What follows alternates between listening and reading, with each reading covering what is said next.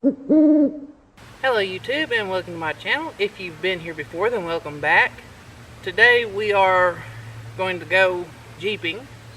We are out in the Daniel Boone National Forest. This is what's known as Auger Springs. It's next to Laurel River Lake, and conveniently it's about 5 minutes from my house. So, this is kind of, just, quick day trip. It's most of it's dead-end trails. It's not a huge area to explore, but it's more fun than sitting at the house watching TV. So we've already got the tires aired down, and it being the middle of July, it's hot as blue blazes, so let's go ahead and get started.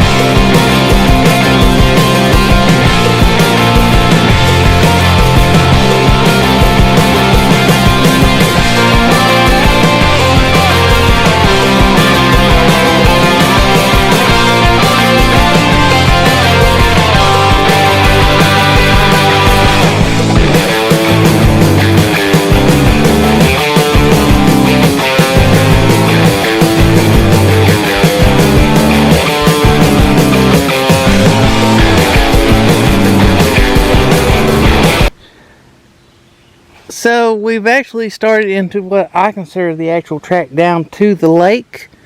It was when we came up and over that little hill, made that right hand bend, because that is where the obstacles start. Now this here was not as bad rutted last time I came through, but that is what you would call the chicken track, or the alternate, because it goes around this. Now I've been through this a couple times and it is deep and it is sloppy. So if I didn't have a winch, no way I'd attempt this, or at least by myself.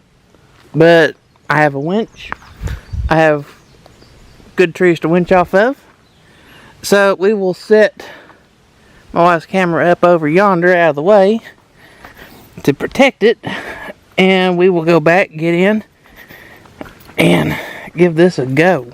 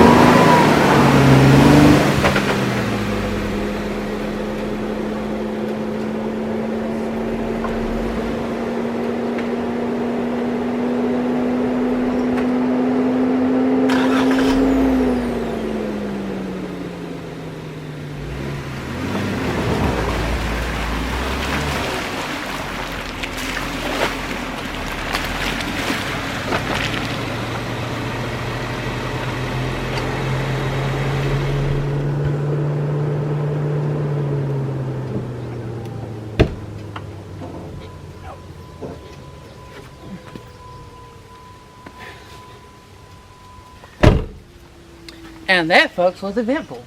I didn't think I was getting through that. But trash control, left, right, sometimes you have to back up where you've cleared out all the sloppy stuff so your tires can get a bit of a bite again. But we managed to claw through it. Oh, goodness. So we'll get put back in. I don't know if we'll go back through it on the way out, though. We might just take the chicken track. That was rough and sloppy. I need muddies.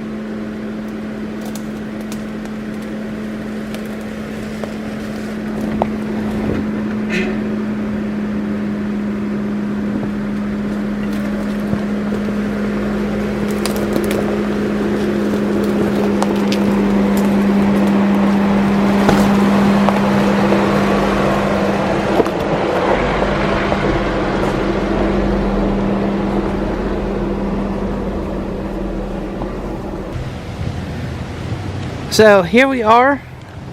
I just went ahead and parked up here. But this is Laurel River Lake. Of course, the dam's the dam's a little further down. Fun fact, there are no natural lakes in the state of Kentucky because the whole state is actually a watershed, and all of your lakes are actually reservoirs that have been created by damming up rivers, which the water's actually up to a decent level at the moment. We've had a lot of rain this year. I remember when I first came down here, which I'll probably throw, if I can find the picture, I'll probably throw it up in the video so you can kind of see. But now right here you have where you can actually come down onto the lake, you know, as to actually, and I've driven down here, but not when the water's up like it is now. The water was much lower with having the drought, but depending on water level, you can drive down here. Just don't get your vehicle in the water. I've heard a lot of tales about forestry department and whatnot on the lake busting people for bringing vehicles down here, or having them, or getting them down into the lake. But yeah, this entire lake used to be mountain valleys.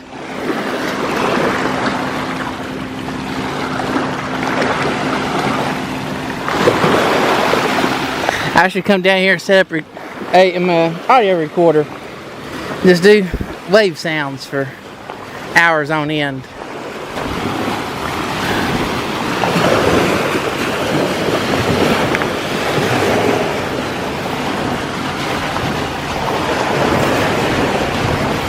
But as you can see, people do come down here and camp. There are a couple of sites out here at Auger Springs where locals come out and camp on the weekends.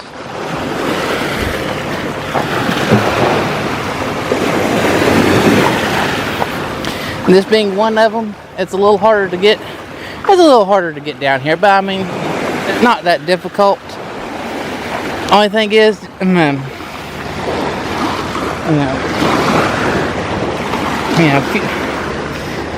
just a few tough spots. Nothing too bad.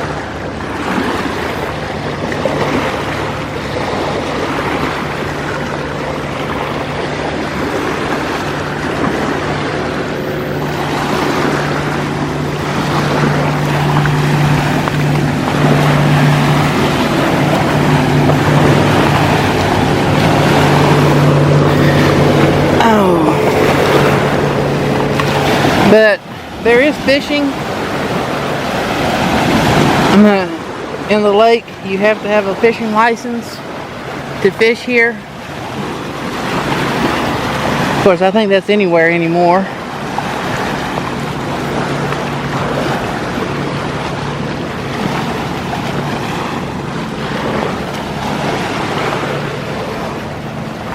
But we'll ease back up here. I get so little time off from work. I've not bought fishing license this year.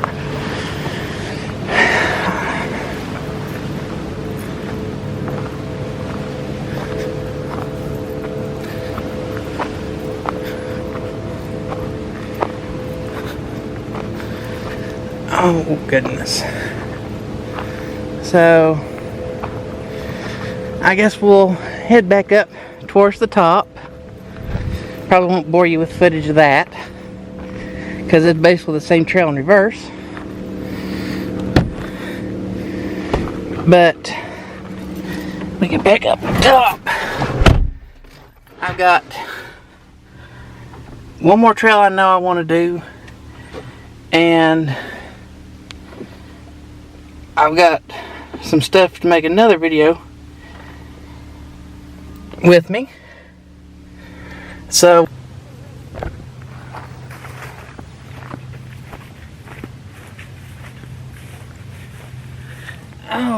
howdy folks. So one thing I do want to note, especially when you're wheeling by yourself, is when you come up to there and back tracks like this here, you're going to have to kind of keep in mind that get out, look, walk things, because you may be able to get down it, but you may not be able to get back up it, or at least not by yourself.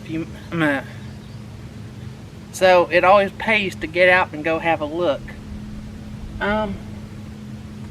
So yeah, I had a snafu with the camera.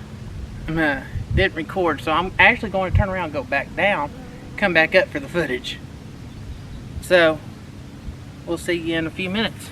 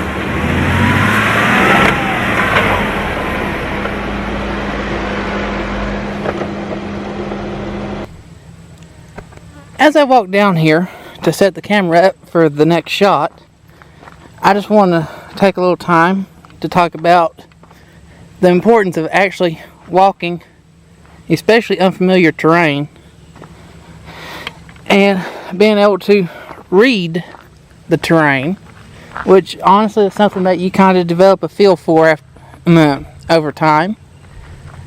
But it's also important to know your vehicle, because as you can see, the trail is fairly wide. You know, a four-wheeler side-by-side would probably be able to go down this right side, but the Jeep being a little wider than the side-by-side, that would put my driver's side tire coming down it right in the washout. But you can see this ridge on the left that you can ride, and by riding that ridge, you're keeping your tires on the high stuff and straddling the rut. And same way with right here, you've got a great big hole.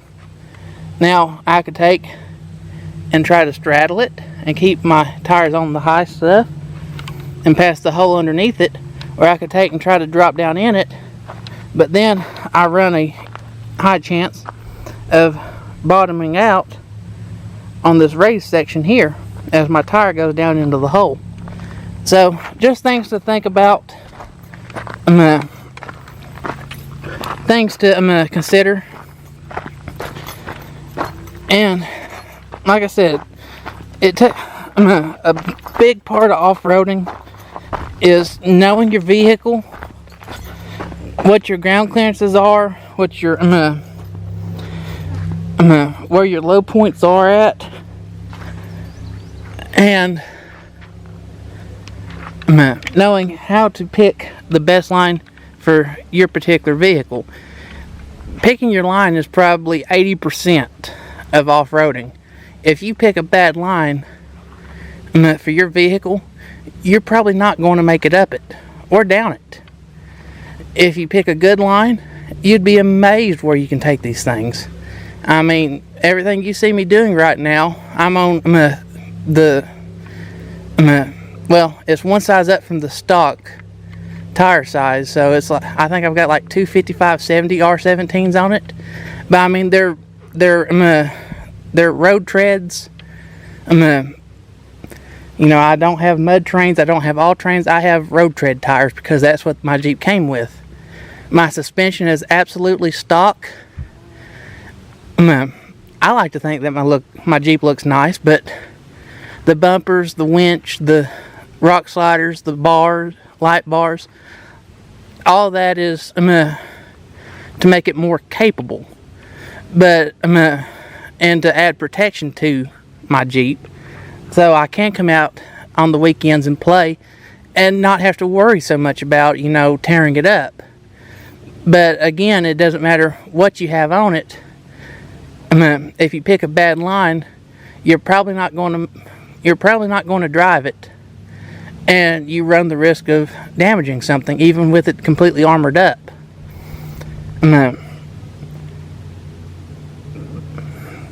But I'm going to take and finish setting up this shot, trudge back up to the top of the hill in this 90+ degree heat, and we'll see you at the bottom. On a side note, I'm kind of going with what I was talking about in the previous clip.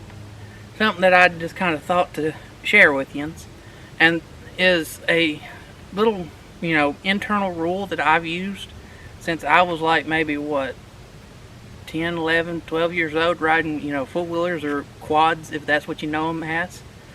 And it's very simple, and it will save you a lot of trouble. And that if you look at an obstacle, if you walk the obstacle and you just are like, nope, nope, no wait, no wait, no wait, no, and you're not comfortable with it, you know, you don't think you can do it. I mean, yeah, a big part of off-roading is, you know, challenging yourself. You know, maybe pick the little bit harder line for your vehicle. Or, you know, try to do something, you know, a little past your comfort zone. But the thing is that you want to use good common sense.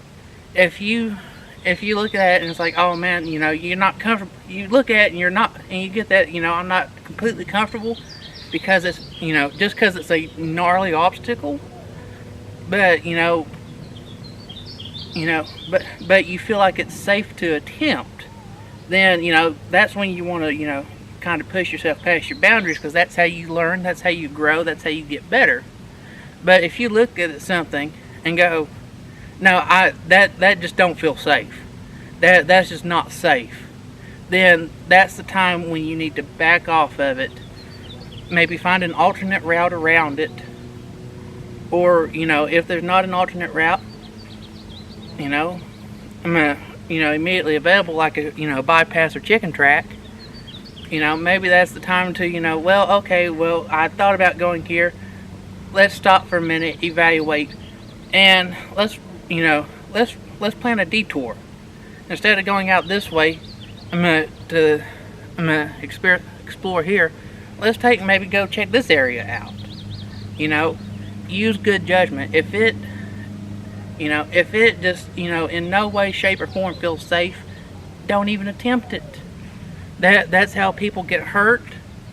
You know, that's how you end up breaking things. I mean, like I said, I'm not trying to say don't move out of your comfort zone, but I'm saying, because it's important to challenge yourself, because like I said, that's how you grow and get better. But use common sense and always have safety first. That's always a lot of workplaces have that as a motto, and that's a good motto to apply to off-roading. Whether you're in a Jeep, a truck, a buggy, side-by-side, four-wheeler, dirt bike, you know, if you don't feel comfortable with it and you feel like it's not safe, don't do it. So I'm going to trudge back up here, like I said in the last one, before the thought hit me, and we'll see when I come back down.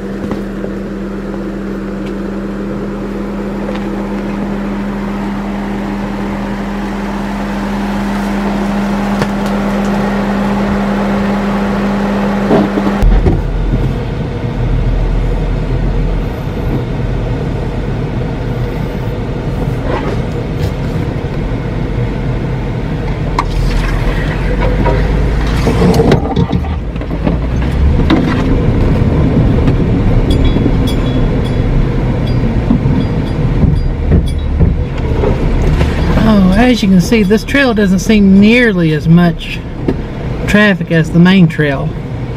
This trail, which I checked it one time, it's about half a mile long, one way. But it's basically just it's a dead-end trail like the other one. It doesn't take you quite all the ways down to the lake like the other one does, where you can get out and, you know, swim and fish. Or there's a nice, but it's a really nice trail. It's just a little bit tight in places, and like I said, it gets overgrown where it doesn't get a lot of traffic. So your best bet is just to ease your way along. Your entrance to the trail is probably about the worst of it. It's just really rutted out. You know, where these are unmaintained trails, a lot of times you'll have, like, you know, trees and dead trees and things that kind of fall across the trail, and or, you know, roll into the trail.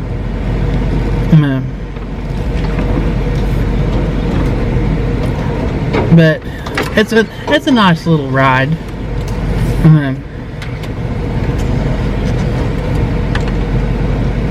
And at the end, which I'll show you here when we get there, one of my favorite things about Southeast Kentucky, and that's where you're in the mountains, you have all the rock formations and such. But this here is probably one of your bigger obstacles. We'll get out and get it set up for a nice shot climbing up this. I'm here in just a second. I'd say that, you could probably make a nice camping site. Nobody really camps out this way, and as you can kind of tell from the condition of the trail, not a whole lot of people come out this way. But it's just a really nice scenic ride. So we'll go set up our next shot, and we'll be back.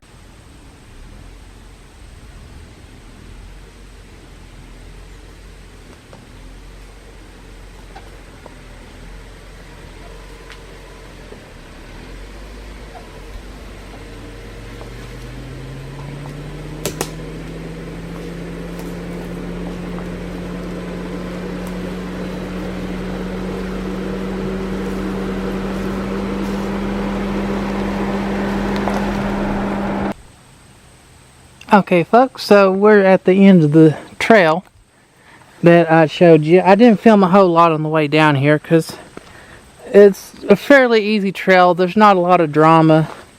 Like I said, the entrance to it is probably the hardest section. Just because where it's so rutted and washed out. Then you've got a couple of small little rock steps. You've got one big puddle with a really good base to it, so no real drama there. But the main thing is that it's just a highly overgrown track where it doesn't see a lot of usage. But just for low first, let it idle alone. And the whole reason of coming out here is the beautiful scenery.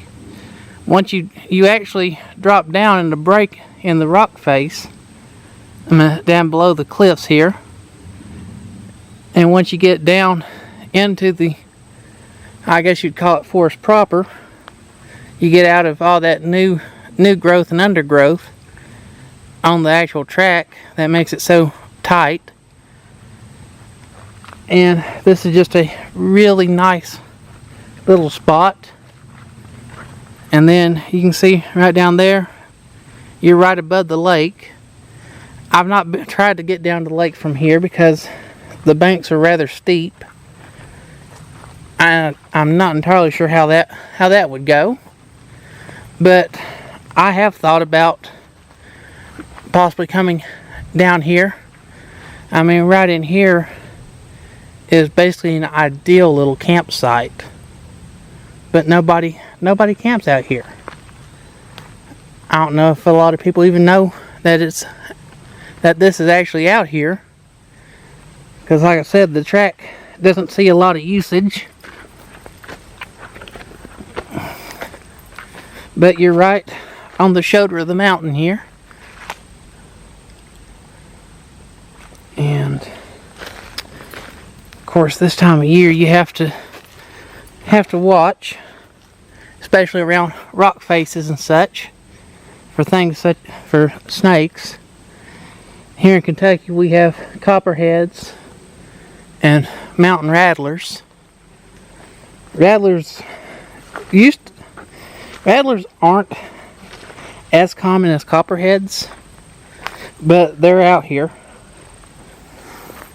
So if you're exploring rock faces, especially middle of summer like it is now, you have to really be on guard, keep an eye out. Generally, they don't bother you unless you bother them, but walking up on one unexpectedly can startle you and it both. And of course, I get home, I'm going to check for ticks. Ticks are usually pretty bad here in southeast Kentucky. Fun story on it. When me and my wife was living with our father-in-law, I used to park under the Bradford pear trees that he had. And from the house, or from where I parked to the house, which was not far at all, the only thing I can think of is where I was in the limbs and whatnot of that Bradford pear.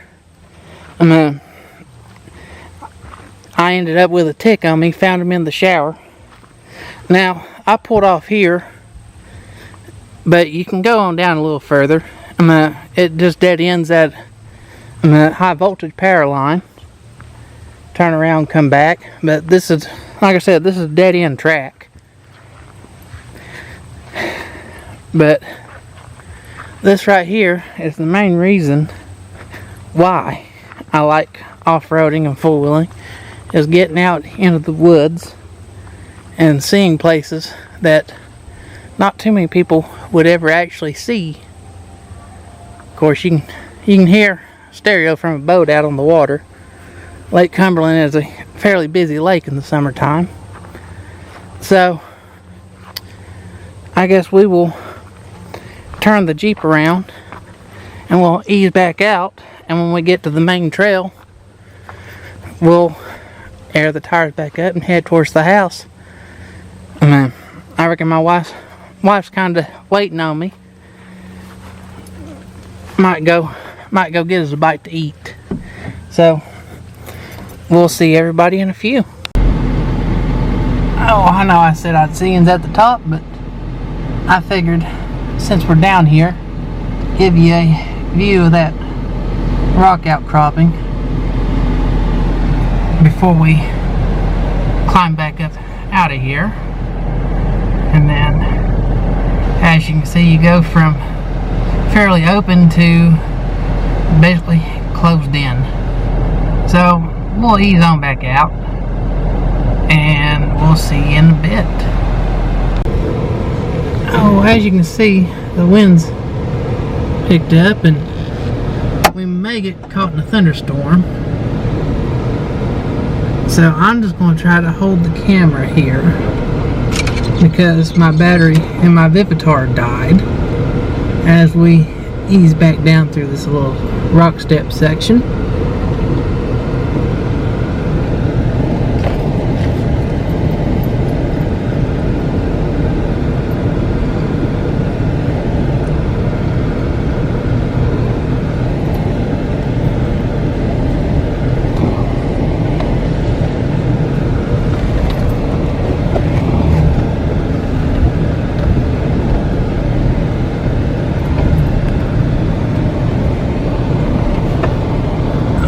And then here is the big step. Over goes the front tires and down comes the back. And then we're back into the thick of things. I hope that rain holds off. If it starts raining, where I'm so close to the house, I may just make the run to the house before I air up. And I'll show you right here. I'm running probably about 26 psi at the moment, which, you know, like I said earlier, these are just road tires. There's a thunder. I can hear it. I don't know if the camera picked that up.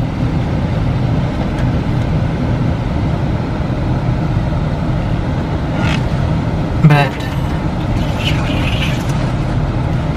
yeah, where I don't go super low with them being road tires. If you need to do a short distance, you can. It's not advisable to run with your on highway with your tires aired down, especially to extremely low pressures. Like a lot of people with like the 35 MTs run when they're off road.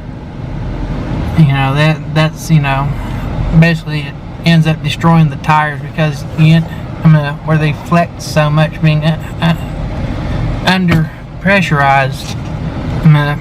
A lot of times what ends up happening is you end up breaking a belt, and then you get a big knot on your tire, and you know, then there you are having to replace, you know, $200 plus tires because you didn't take the time to air up.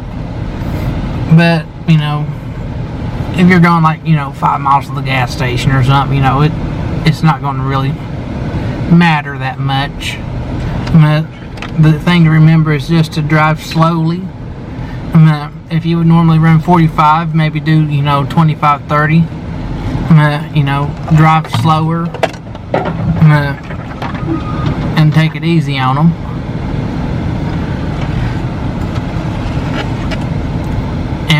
tear them up at the first opportunity possible. You know, don't try to do, you know, 40, 50 miles at 15 psi. So here we are back to the one little water section. Like I said, it's got a good base to it. It's not too deep.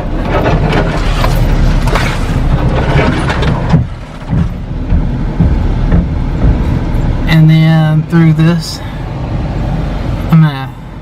hayfield, we'll be back to the entrance.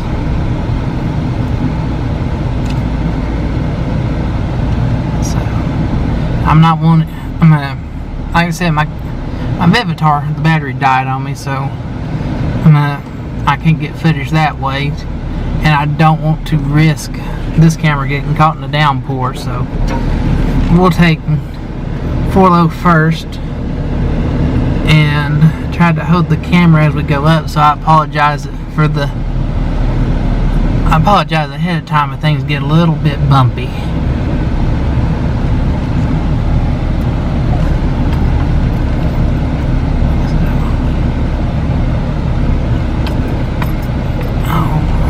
Go.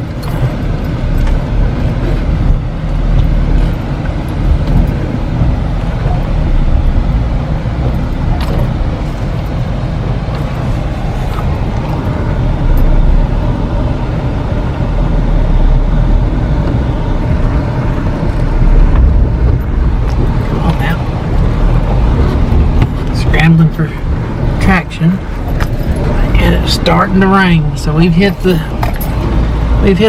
entrance just as it starts to rain. So we're going to hug this left hand side here, stay out of that huge rut.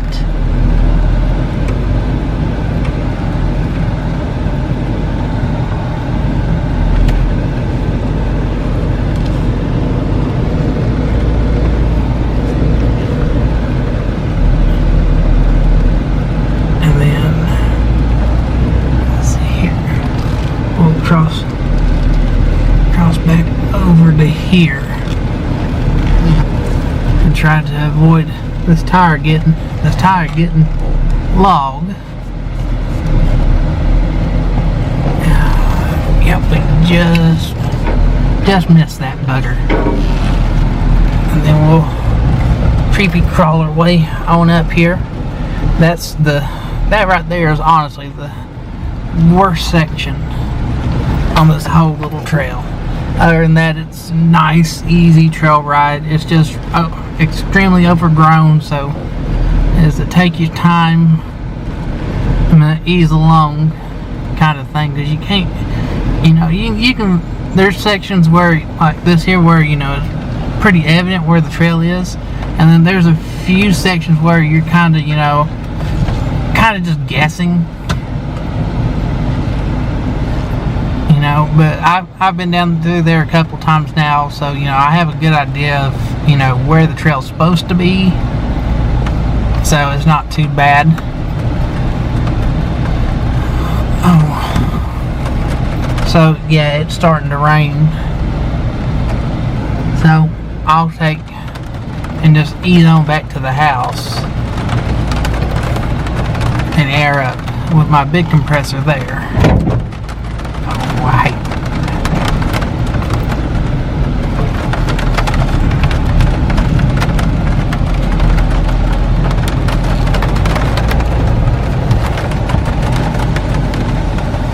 But hey, at least the Jeep gets a free bath.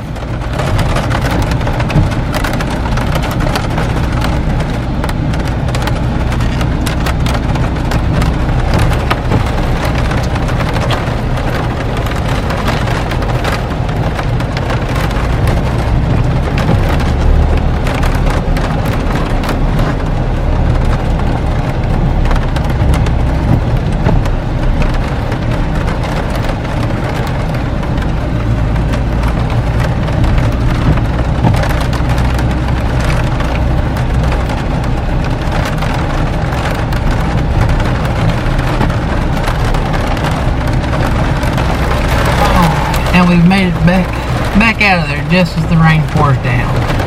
The rest of the way is smooth, easy sailing. This is actually, I don't know if I'd mentioned it beforehand, but this is actually a fire road for access back into here. There was a forest fire came through here about 2 years ago, I want to say. So your main access road back here is pretty well kept up. Like I said, they come through periodically. They do come through periodically and clear out the high voltage power lines. As you can kind of see from the video, that most of your trails are, basically, power line trails. This one that we just done, and the one going out to the lake itself. But all in all, they're not too bad. They're not extremely difficult. There are a few challenging obstacles. Most things, there's ways of,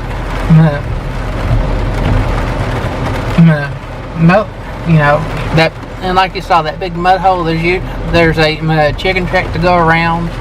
You don't have to hit unless you just want to play. But especially during the summertime, it does get grown up a little bit. So, just be aware of that. But all in all, it's been a good fun day. I think this rain will finish it up for today for us. This is our last trail anyways. So we'll head towards the house and see if me and my wife can figure out on a place to give us a bite to eat. I want to say thank you everyone for watching. If you enjoyed the video, hitting the like button helps. If you want to see more of my content, then you can always I invite you to subscribe. The notification bell lets you know when I get things uploaded. I do this kind of as a hobby kind of thing, so it's kind of sporadic. I may go a couple months without uploading, and then I will upload regularly for a while. It just depends on life and my schedule. So with that, I think we will point the Jeep towards the house, and we'll see y'all later.